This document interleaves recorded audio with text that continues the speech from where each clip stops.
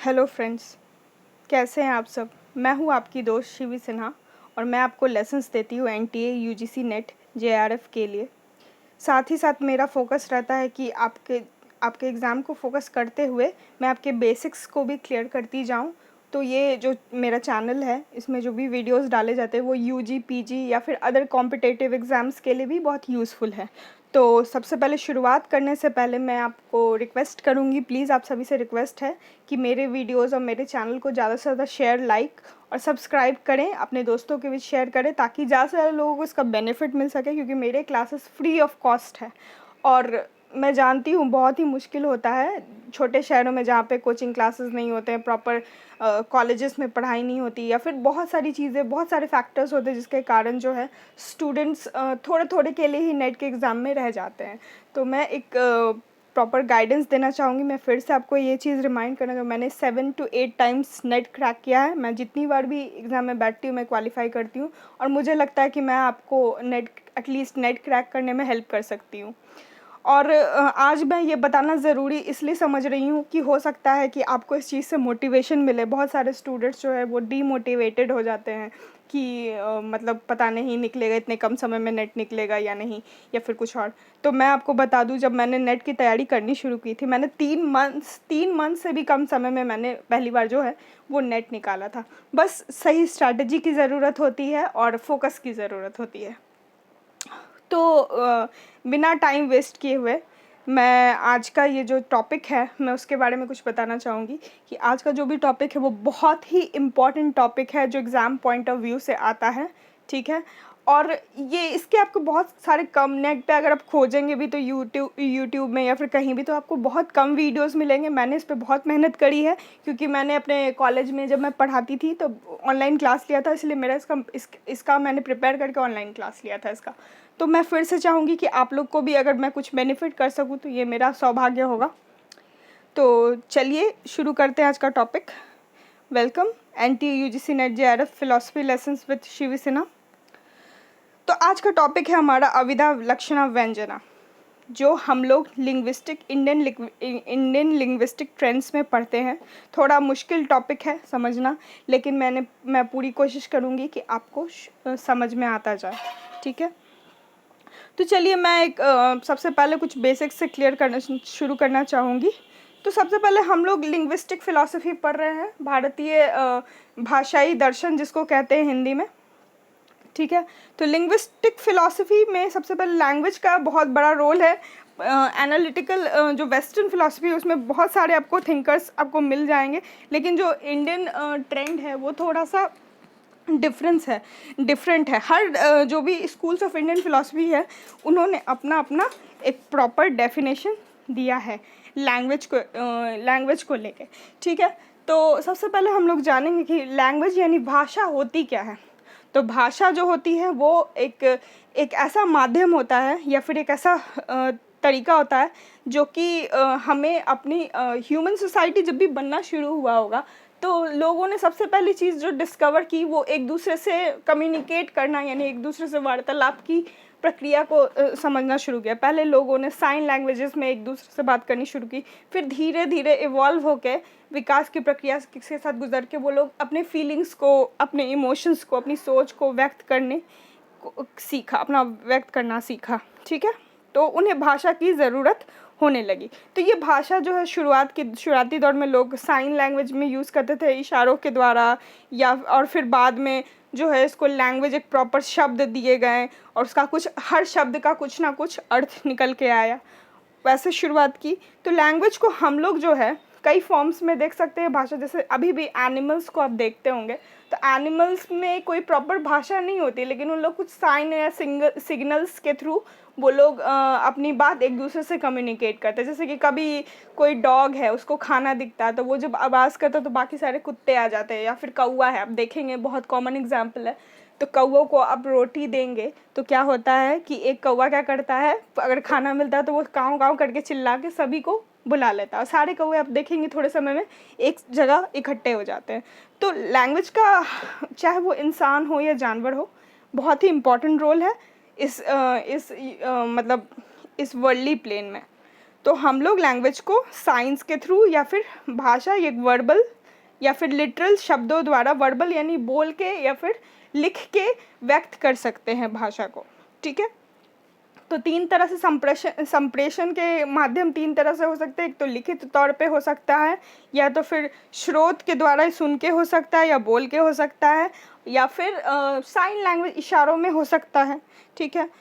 तो हर भाषा का कुछ ना कुछ पर्टिकुलर एनालिसिस भी होना चाहिए, ठीक है, क्योंकि लिंग्विस्टिक फ़िलॉसफी का यही काम है, एनालिटिकल फ़िलॉसफी का, यानी कि जो भाषाई दर्शन है उसका यही काम है कि भाषा में के संप्रेषण की जो विधियां हैं या फिर भाषा में जो भी प्रॉब्लम्स होते हैं, ठीक है, और जनरली जो वर्ल्डली प्रॉब्लम्स होता है वो आपके भाषा के कारण ही होता है। जो जितने अगर बहुत किसी से दोस्ती होती है तो वो भाषा के कारण होता है, जो क्योंकि हम लोग ह्यूमन बीइंग्स हैं, हम लोगों को एक माध्यम चाहिए खुद को एक्सप्रेस करने का, ठीक है। तो हम लोग उससे अपने आप को व्यक्त कर सकते हैं, ठीक है। तो जो शब्द होते हैं साइंस होते हैं वो बस डिनोटेशन यानी वास्तवर्थ होते हैं। वास्तवर्थ का मतलब होता है हम लोग साइन जो है किसी भी एक्टिविटी को डिनोट करने के लिए करते हैं या उसका चिन्ह दिखाने के लिए करते हैं। और वर्ड्स जो है उसमें साइंस के साथ साथ यानी शब्द जो होते हैं उसमें साइंस के साथ साथ अर्थ भी मतलब व्यवस्थित होता है, ठीक है। जैसे कोई वर्ड बोले तुम तुम मतलब आप हो गए, ठीक है। तो इसमें आपका आइडेंटिफिकेशन हो गया कि आपका एक डिनोटेशन हो गया, एक व्यक्ति यानी कि आप हैं, ठीक है। और वो एक कुछ रेफर भी करा, उसका अर्थ भी है कुछ, ठीक है। तो ये शब्द हो गया, शब्द में चिन्ह और जो आपका साइंस और मीनिंग दोनों ही होता है, लेकिन साइंस में सिर्फ हम लोग किसी वस्तु को डिनोट करते, यही फ़र्क है साइन और वर्ड्स में, ठीक है। अब वर्ड्स क्या जानते हैं, तो वर्ड्स जैसा जानते हैं जो भी हम लोग जो लिखित या फिर मौखिक भाषा होती है, वर्बल या फिर लिटरल लैंग्वेज होता है, उसका बेसिक कंस्ट्रक्शन होता है वर्ड्स। बेसिक कंस्ट्रक्शन कहने का मतलब कि बिना वर्ड्स के शब्द के हम लोग कोई भी भाषा लिखित तौर पे या फिर मौखिक तौर पे व्यक्त नहीं कर सकते हैं। शब्दों का बहुत ही बड़ा रोल है इस चीज़ के लिए। तो वर्ड को हम लोग क्या कह सकते हैं, तो वर्ड होता क्या है, उसके डेफिनेशन के according word commonly defined is nothing but a meaningful sound. तो शब्द और कुछ नहीं होते हैं, शब्द जो है वो उसका एक पर्टिकुलर अर्थ निकलता है, मीनिंगफुल ध्वनि होती है, वो साउंड होता है जिसका कुछ ना कुछ मीनिंग होता है जो उस मीनिंग को रिफ्लेक्ट करता है। अब शब्द भी जो है वो जो है आपके लेटर्स से बने हुए होते हैं, ठीक है। शब्द का भी कॉम्पोजिशन जो है लेटर्स से बना हुआ होता है, और ऐसा नहीं है कि किसी भी लेटर मिला के बना दिए वर्ड, शब्द बना दिए तो वो मीनिंगफुल हो गया। तो शब्द को भी बनने के लिए, मीनिंगफुल बनाने के लिए कुछ एक प्रॉपर सीक्वेंस होना चाहिए शब्दों का जो उसको अर्थ प्रदान कर सके, ठीक है। जैसे मगर, मगर का अर्थ निकलता है, मगर एक जानवर है जो पानी में रहता है, या फिर मगर मतलब या फिर चिंता व्यक्त करते हैं, ये इस तरह का हम लोग दिखा सकते हैं। लेकिन रगम अगर इसको मतलब कंस्टिट्यूएंट को इधर उधर कर दें तो ये र ग म अगर पहले आता है तो इसका कोई अर्थ नहीं बनता है, ठीक है। तो ऐसे शब्दों का जो जिसका प्रॉपर सीक्वेंस नहीं है, तो वैसे लेटर्स जो एक साथ सीक्वेंस प्रॉपर्ली नहीं आते तो ऐसे वर्ड्स का कोई मीनिंग नहीं निकल के आता है। तो ऐसे चीज़ को हम लोग एनालाइज नहीं कर सकते, हम एनालाइज उन्हीं शब्दों को कर सकते हैं जो कि मीनिंगफुल होते हैं, ठीक है। तो हम लोग देखते हैं जब हम लोग ये, चूँकि ये बहुत ब्रॉड टॉपिक है और इसको मतलब बहुत ही कम समय में समझाना बहुत ही मुश्किल है, बट चूँकि एग्ज़ाम पे फोकस करना है हमें, तो हम लोग वही ज़रूरी चीज़ों को पढ़ेंगे और कोशिश करेंगे कि कुछ बेसिक्स भी क्लियर हो जाए हमारे, ठीक है। तो different Indian schools of philosophy जो है के रिगार्डिंग अपने अपने विचार देते हैं वो लोग किस चीज़ को लेके, शब्द के नेचर और उसके अर्थ जो निकल के आते हैं उनके स्वरूप और उनके अर्थ को लेके कई सारे अपने अपने विचार हैं इनके। कोई मानता शब्द नित्य है, कोई मानता अनित्य है, बहुत सारी चीज़ें आती हैं जो आप इंडियन लिंग्विस्टिक ट्रेंड्स में भी पढ़ते हैं और भारतीय दर्शन में के अलग अलग विभिन्न विभागों में पढ़ते हैं, ठीक है। तो हम लोग देखते हैं कि शब्द को कितना भी कुछ करें तो शब्द के तीन महत्वपूर्ण पक्ष होते हैं, ठीक है। हर शब्द के 3 महत्वपूर्ण पक्ष होते हैं, ठीक है। ये 3 शब्द के पक्ष उनको शब्द को मीनिंगफुल या फिर मीनिंगलेस बनाता है, ठीक है। हर शब्द में ये 3 पक्ष महत्वपूर्ण रूप से होते ही होते हैं। पहला तो चीज़ है एग्जिस्टेंस, अस्तित्व। दूसरा चीज़ है कंस्ट्रक्शन, संरचना, शब्द की संरचना। और तीसरा है मीनिंग, अर्थ। तो इन तीनों के बिना जो है कोई भी शब्द उत्पन्न या फिर होता ही नहीं है, ठीक है। तो एग्जिस्टेंस, ये जो पहला एलिमेंट है, इसमें हम लोग क्या डिस्कस करते हैं, इसमें हम अस्तित्व में हम लोग ये देखते शब्द का अस्तित्व क्या है। तो उसमें हम देखते शब्द नित्य है या अनित्य है। नित्य कहने का मतलब वो परमानेंट है या नहीं, मतलब कोई अगर शब्द बोला गया वो परमानेंटली रहता है या फिर वो एक मतलब शब्द, तो जैसा कि हम जानते हैं ध्वनि है, तो वो ध्वनि जो उत्पन्न हुई वो क्या नित्य है या अनित्य है, इसको जानते हैं हम लोग, इसको देखते हैं, ठीक है। दूसरा जो है कंस्ट्रक्शन, शब्द का कंस्ट्रक्शन क्या है, मतलब किस किस चीज़ों से मिलके बना, यानी जो एलिमेंट्स होते हैं, जो शब्द तो हम लोग जान रहे हैं कि एक शब्द हर दूसरे शब्द से भिन्न होता है, क्योंकि हर शब्द का अपना अपना कुछ क्वालिटी होता है और उन दोनों की संरचना में भी फ़र्क हो जाता है, ठीक है। उनके शब्दों के ध्वनि में, उनके मतलब शब्दों के मेल में, नहीं वर्णों के मेल में फ़र्क हो, शब्द मैं कह रही हूँ सॉरी, वर्ण से बनता है एक शब्द, ठीक है। वर्णों के मेल में फ़र्क होता है, इसलिए एक शब्द दूसरे शब्द से बिल्कुल भिन्न होता है।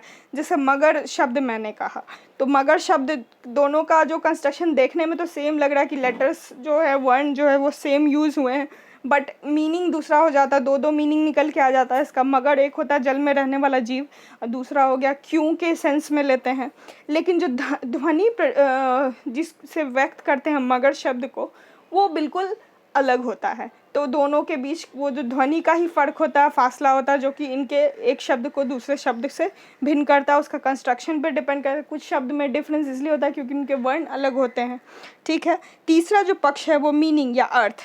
अर्थ जो है ये बहुत ही महत्वपूर्ण पक्ष है किसी भी शब्द का, जो कि शब्द के अर्थ को मतलब कैसे एक शब्द के अर्थ को बतलाया गया है, ये व्यक्त करता है कि शब्द के अर्थ को किस तरह बतलाया गया है। ये बहुत महत्वपूर्ण पक्ष है। कोई भी शब्द यूज़ करने के पीछे उसके अर्थ का होना, उसके अर्थ के बारे में जानना बहुत ही महत्वपूर्ण होता है। अगर अर्थ ही नहीं होगा तो उस शब्द का कोई अस्तित्व ही नहीं है, उसको रखने का भी कोई यूज़ नहीं है, वो मीनिंगलेस हो जाता है।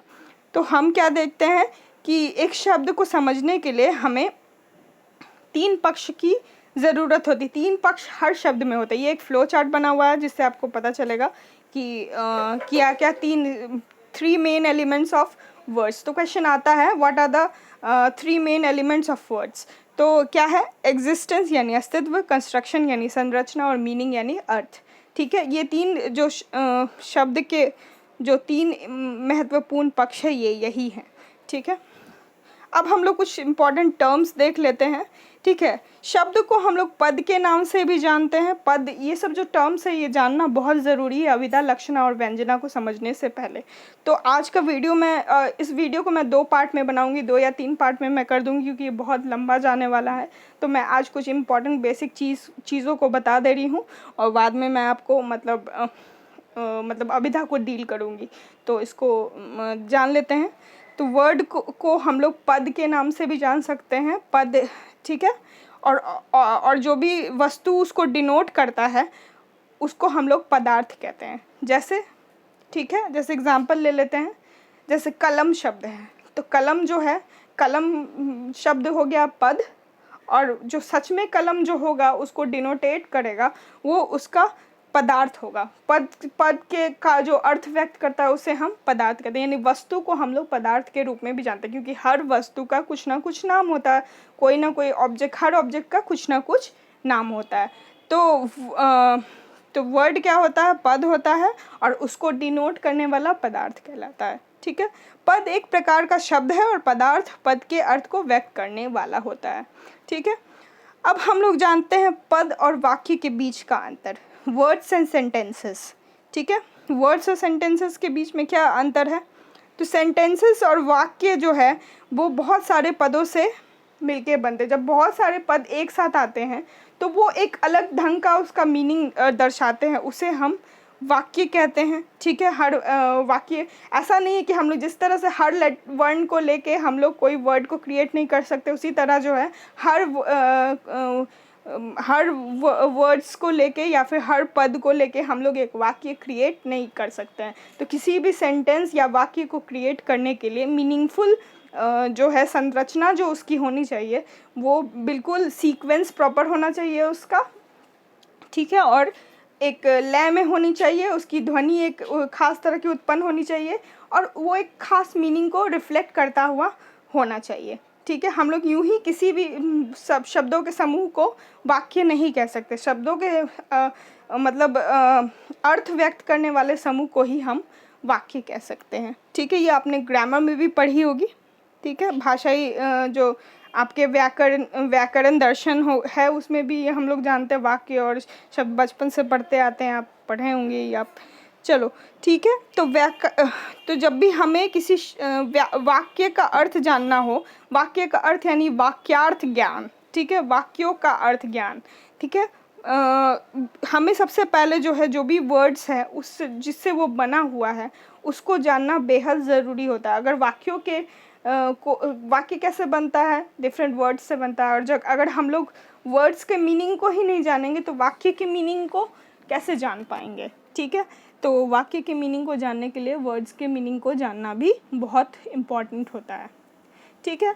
तो वर्ड्स के अब देखते हैं हम लोग पार्ट्स ऑफ वर्ड्स, ठीक है। ये थोड़ा फास्ट फॉरवर्ड चल रहा है बिकॉज जो इम्पॉर्टेंट है अभिधा को समझने के लिए मैं वही पढ़ा रही हूँ अभी, ठीक है। सबसे पहले हम लोग जान लेते हैं कि वर्ड जो है दो चीज़ों से मिलके बने होते हैं, एक डिनोटेशन और कोनोटेशन, ठीक है। वस्तवर्थ और गुणार्थ, ठीक है। डिनोटेशन यानी वो चीज़ जो उसको डिनोट करता हो और गुणार्थ जो उसके गुण को, किसी शब्द के वस्तु के गुण को व्यक्त करता हो, ठीक है। जो शब्द इस्तेमाल करते हैं हम लोग वर्ड, पद जो वर्ड यूज़ होता है वो पदार्थ के गुणों को बताने के लिए होता है। पदार्थ जो है वो पद के अर्थ को व्यक्त करता है, डिनोट करता है, ठीक है। मॉडर्न लिंग्विस्टिक साइंस में हम लोग देख सकते हैं कि वर्ड को जो है इन दो पार्ट में डिवाइड किया गया है, ठीक है। तो उनके अनुसार जो क्या होता है, कोई भी शब्द अगर किसी ऑब्जेक्ट को डिनोट करता है, जैसे कलम शब्द मैंने कहा, तो कलम शब्द में जो कलम होता है, जो उसका आकार होता है, उसका जो ऑब्जेक्ट जो कलम है वो उसके शब्द के का डिनोटेशन हो जाता है, उसका वो वस्तवर्थ हो जाता है। वस्तवर्थ यानी कि उसको वो बतलाता है कि उसका साइन हो जाता है, एक तरह से वो साइन है कि ये चीज़ जो है कलम है, इससे हम और जो उसका जो लिखते हैं और उसके जो गुण को है संकेत करता है। वो जो अगर वस्तु को कोई चीज़ संकेत कर रहा है वो उसका गुण हो, मतलब वो उसका डिनोटेशन हो जाता है, और उसके गुण को जो संकेतित करता है वो उसका कोनोटेशन हो जाता है, यानी गुणार्थ हो जाता है। एक एग्जाम्पल लिया है मैंने, जैसे कि कोई शब्द है ट्राइंगल। ट्राइंगल को हम लोग इस तरह से एक चित्र बना के, चिन्ह बना के भी लिख सकते हैं, ठीक है। इससे हमें उसका डिनोटेशन मिल जाता है कि यहाँ पे एक ट्राइंगल है, ठीक है। ये शब्द जिस वस्तु के संकेतक है वो वस्तु का वस्तवर्थ है, ठीक है। तो जो भी शब्द जो जिसका वो संकेत करता है, जो शब्द ट्राइंगल जो वर्ड है एक ट्राइंगल शेप को डिनोट करता है, तो वो जो संकेतक कहलाता है उसका, उसके अंदर ये गुण होता है कि किसी, जैसे हम लोग कलम बोले तो कलम से कलम की छवि आ गई हमारे दिमाग में, तो वो छवि जो है वो जो डिनोट कर रहा है किस चीज़ को, वो शब्द डिनोट कर रहा है तो उस कलम को डिनोट कर रहा है, तो वो उसका वस्तवर्थ गुण होता, वस्तवर्थ होता है, यानी डिनोटेशन होता है, संकेत होता है। और ठीक है, जैसे त्रिभुज शब्द का वस्तवर्थ है ये ट्राइंगल का फोटो, ठीक है। समझ गए आप? अगर नहीं समझे तो प्लीज़ मुझे कमेंट ज़रूर कीजिएगा, क्योंकि ये बहुत इंपॉर्टेंट मैं चीज़ बता रही हूँ, आपको समझना होगा ये आगे पढ़ने के लिए, ठीक है। इसके अलावा जो दूसरा गुण है वो कोनोटेशन, ये क्वालिटीज़ को दर्शाता है, गुण को दर्शाता है। शब्द जो है गुण को भी दर्शाते हैं, ना सिर्फ संकेत करते हैं वस्तु के तरफ बल्कि उनके गुणों को दर्शाते हैं, उसको हम लोग कोनोटेशन कहते हैं। वो जो पार्ट होता है वर्ड का उसको हम लोग कोनोटेशन कहते हैं, ठीक है। तो हम लोग जनरली क्या करते हैं ना कि डिनोटेशन को स्किप कर जाते हैं लैंग्वेज के यूज़ में, यानी जैसे हम लोग कुछ कहते हैं कलम लाओ या कुछ भी लाओ तो कलम लाल है, पीला है, हरा है, ऐसा बोलते हैं, ठीक है। तो हम लोग फॉर ग्रांटेड लेते हैं कोनोटेशन को, गुणों को ही व्यक्त करते हैं हम लोग, उसके चिन्ह को ज़्यादातर नज़रअंदाज कर देते हैं, ठीक है। हर जगह हम लोग उस चिन्ह को व्यक्त नहीं करते हैं, हम लोग बस शब्द के अर्थ को व्यक्त करते हैं, ठीक है, तो ये समझ गए होंगे कि शब्द जो है दो हिस्सों में बना हुआ है। डिनोटेशन वास्तव अर्थ कहते हैं हिंदी में, और कोनोटेशन यानी गुणार्थ कहते हैं, यानी गुणों को व्यक्त करता है। जो शब्द का वो हिस्सा जो गुणों को व्यक्त करता है उसको कोनोटेशन कहेंगे, और शब्द जो किसी वस्तु को संकेत करता है वो पार्ट होता है उसको हम लोग डिनोटेशन कहते हैं। और जनरली लैंग्वेज के यूज़ में हम लोग डिनोटेशन को स्किप करके कोनोटेशन का ही ज़्यादा इस्तेमाल करते हैं। ठीक है, अब हम लोग नेक्स्ट क्लास में वृत्ति को जानेंगे। तब तक के लिए थैंक यू फ्रेंड्स मेरे साथ ज्वाइन होने के लिए, और प्लीज़ मुझे बताइएगा कि आपको मेरे वीडियोस कैसे लग रहे हैं। मैं आपके कमेंट्स का वेट करूँगी और ज़्यादा मेहनत करूँगी ताकि आपको और ज़्यादा हेल्प मिल सके। Thank you very much.